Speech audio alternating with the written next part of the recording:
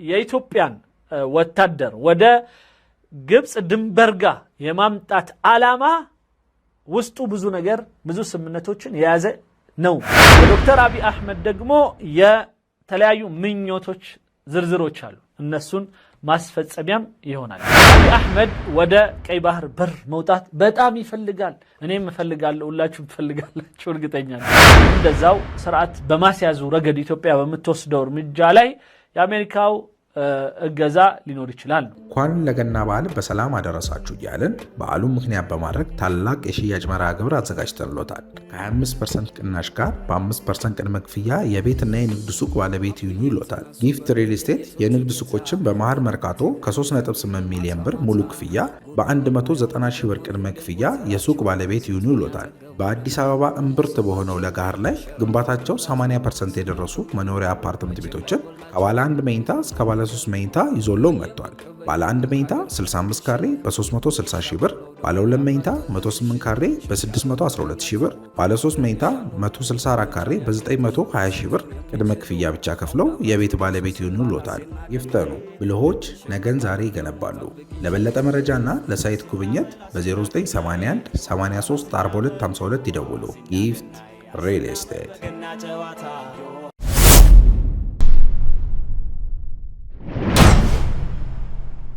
السلام عليكم ورحمة الله. في تطورات مقلقة النهاردة وعناوين خطيرة طالعة بتتكلم ان ماركو ሰሞኑን ደግሞ በጣም አደገኝ የሆነ ዜና ከዚያም እየተሰማ ነው።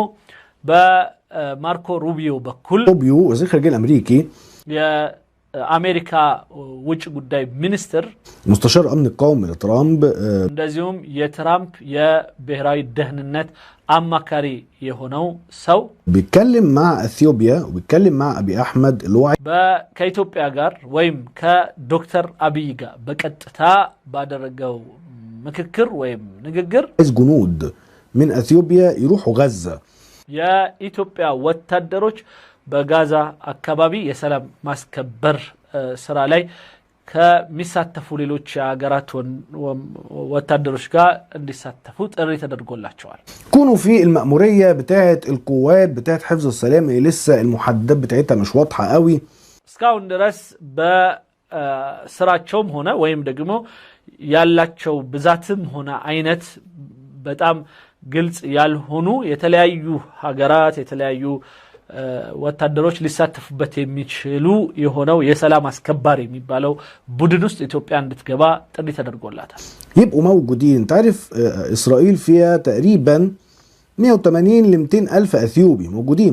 በነገራችን ላይ ይላል በእስራኤል ውስጥ ከ150 እስከ 180 ሺህ የሚደርሱ ኢትዮጵያውያን ወታደሮች አሏት። እቺ ያው ግብጾች አንድ ሚነግዱባት የሆነችው እንትናት ካርድ ናት። እስራኤል ውስጥ አረብ የሆኑ አይሁዶች ወይም ከአረብ ሀገር አይሁድ ነን ብለው እና የእስራኤል ልጆች ነን እኛ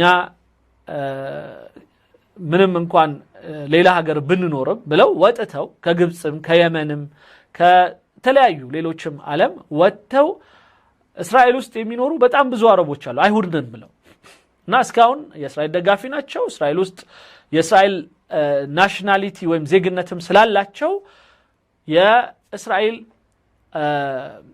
ወታደር ውስጥም ገብተው ይሰራሉ ማለት ነው። ስለዚህ ስለነሱ አይወራም። ብዙ ጊዜ ግብጻዊ ሆኖ አይሁዶች፣ የመን ሆኖ አይሁዶች፣ ሌሎችም የአረብ አይነቶች ሆነው አይሁድ ነን ብለው ወይም የበኒ እስራኤል ዝርያ ነን ብለው በኢትዮጵያውያን የቤተ እስራኤል ወንድሞች አይነትና እህቶች አይነት አገር እዛ ሄደው እስራኤል ውስጥ የሚኖሩ ከእስራኤል ወታደሮች ጋር ተቀላቅለውም ደግሞ የእስራኤልን ጥቅም ለማስከበር እስራኤል ስትበድልም ሆነ ከሷ ጋር ሆነው ሌሎችን የሚዋጉ የሆኑ ወታደሮች አሏቸው። ግን የነሱ አይነሳም ብዙ ጊዜ። የኢትዮጵያ ግን በተለያየ ስም ፍላሻ ወይም ደግሞ የቤተ እስራኤል በሚል ስም የሚታወቁትን ወንድሞችና እህቶችን እስራኤል ውስጥ ሄደው እንደማንኛውም ኗሪ ልክ አሜሪካ ውስጥ ያሉ የአሜሪካ ዜግነት ያላቸው ልጆቻችን ከወታደሩ ጋር ተቀላቅለው በወታደራዊ ስርዓት ውስጥ ኮሌጅ ውስጥ ተምረው ምናምን አልፈው ወታደር የሚሆኑ አሉ። ስለዚህ ኢራቅ ሲኬድ አብረው ይሄዳሉ ሌላም ቦታ ሲኬድ ይኬዳሉ የአሜሪካዊ ዜግነት ስላላቸው የአሜሪካ ወጣት ወይ አሜሪካ ማህበረሰብ ግድ የሚሆንበትን ነገርም ተከትለው ይሄዳሉ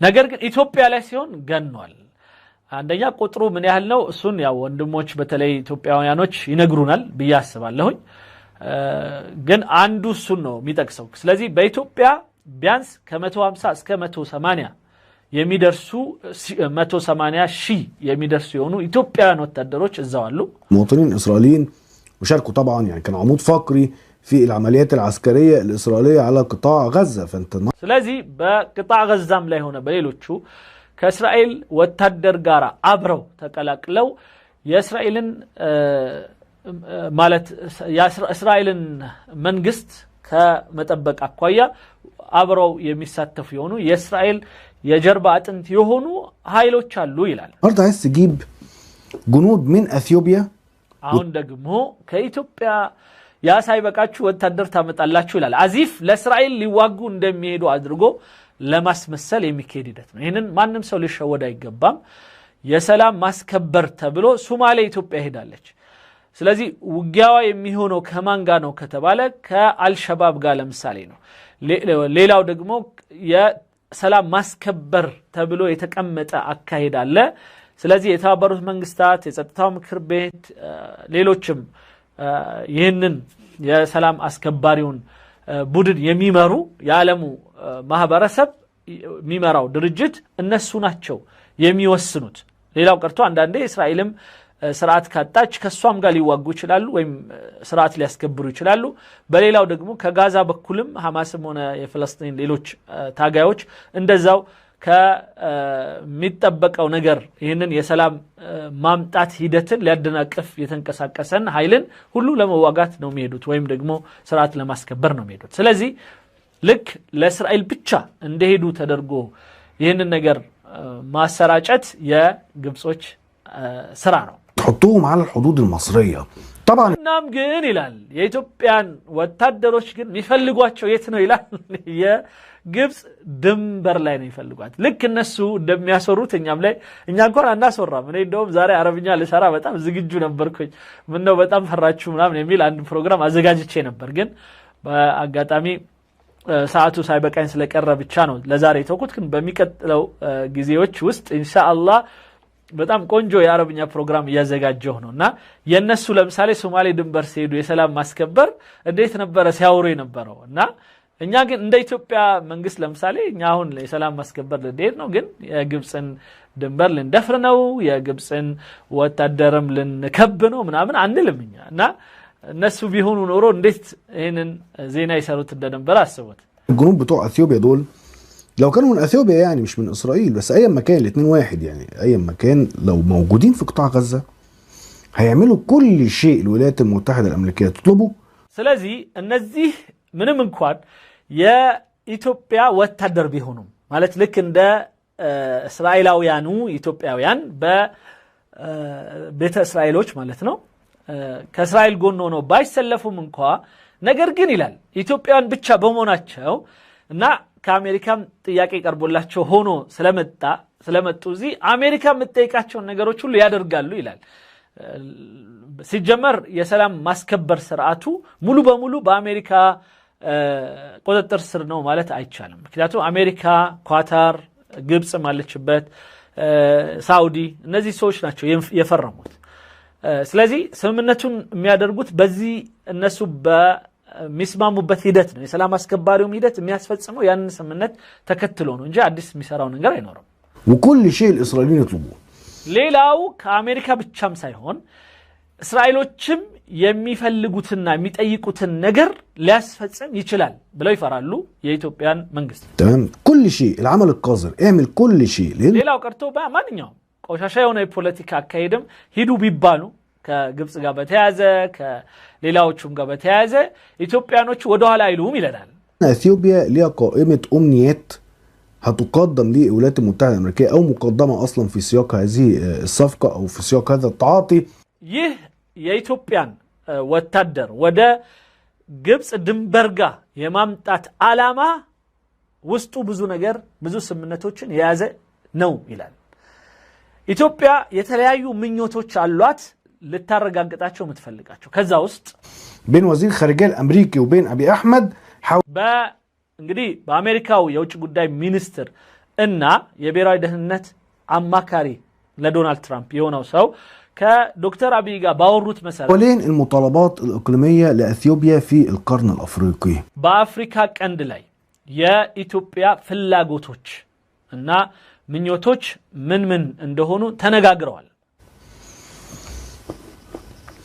من أول اندلاع الأحداث في القرن الأفريقي وموضوع سد النهضة والأحداث اللي تلته የመጀመሪያው የህዳሴ ግድብ የሚባለው ነገር ላይ የተነሱ ምናምን ነገሮች ነበሩ አንድ እሱ ጋር በተያያዘ ኢትዮጵያ ልታስከብር የምትፈልገው ሂደቶች አሉ عندي شك ان الولايات المتحدة الأمريكية بتدعم اثيوبيا وبتدعم ስለዚህ በዚህ ጉዳይ ላይ ምንም ጥርጥር የለንም ኢትዮጵያን በህዳሴው ግድብ ጉዳይ ላይ አሜሪካ ትደግፋታለች ይላል اي اجنده بتدعم التوسع الاثيوبي في القرن الافريقي بتدعم ሌላው ኢትዮጵያ በአፍሪካ ቀንድ ላይ ለምታደርገው መስፋፋት ይለዋል የኢትዮጵያ መስፋፋት ምናምን ይለው ነገር እንግዲህ የተነሳው የባህር በር ፍላጎቷ ጋር ተያይዞ ነው እንኳንም ሰፋች እንኳንም ተስፋፋ سد النهضة تدعم مشاريع السدود اللي وراه አንደኛ ህዳሴ ግድብ የሚባለውን ትደግፋለች ከህዳሴ ግድብ ጀርባ የታቀደ ሌላ 3 ግድብ ስላለ አንድ ላይ 4 ግድቦች በኢትዮጵያ እንዲፈጸሙ በደንብ ታግዛለች አሜሪካ الهدف النهائي من الامر ده هو مصر والموضوع ده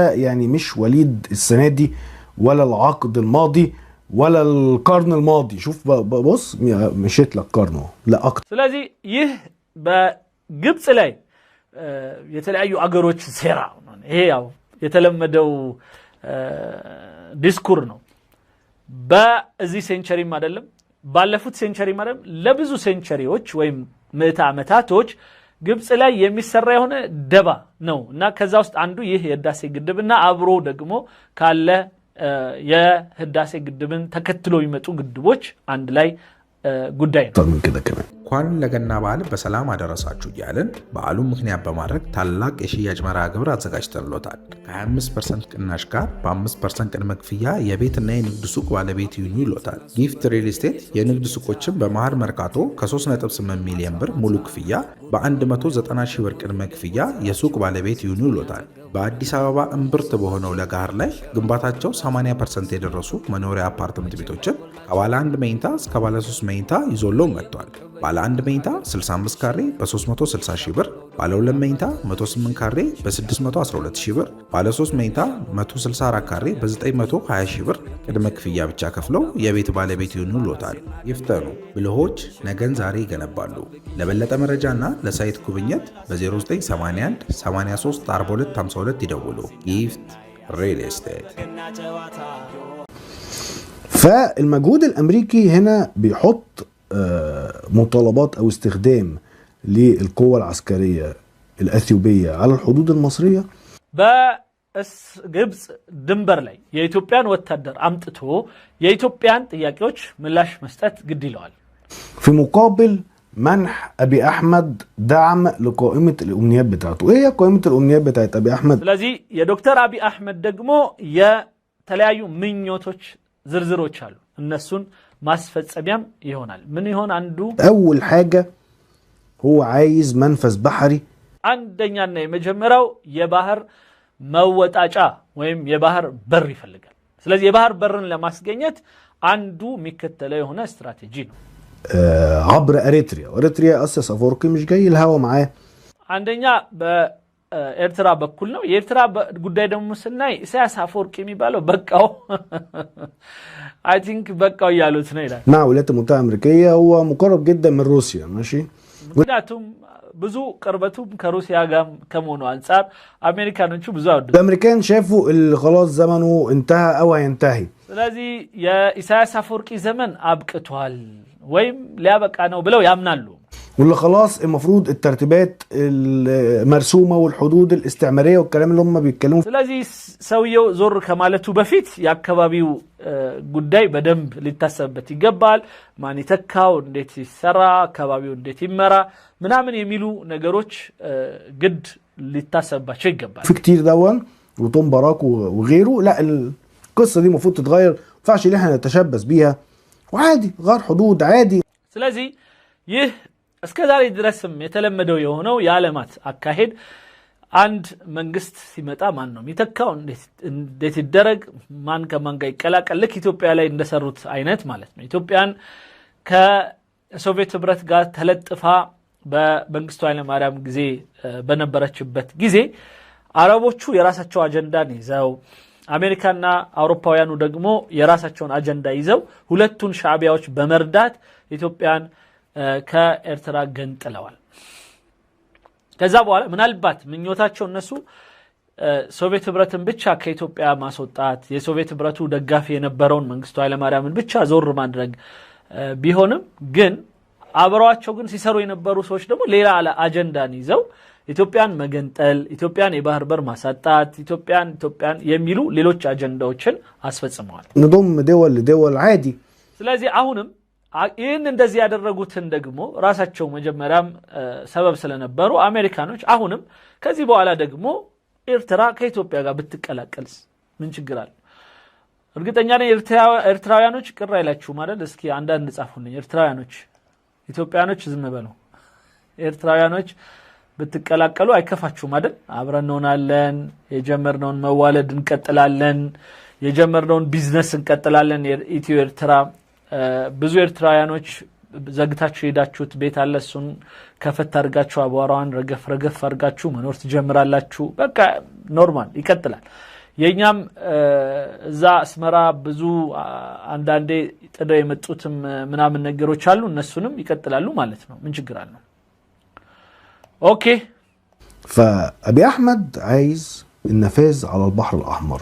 أبي أحمد ودا كي بحر بر موتات بتام يفلقال أنا مفلقال ولا شو مفلقال شو رقتين يعني عايز من عصب عايز دعم يا عصب ودبن دمو بتام يفلقال أمريكي لأن أنت لما تحرك في حاجة زي كده هين دمو يادرجو كأمريكا كان أنت محتاج دعم أمريكي أو غض طرف أمريكي.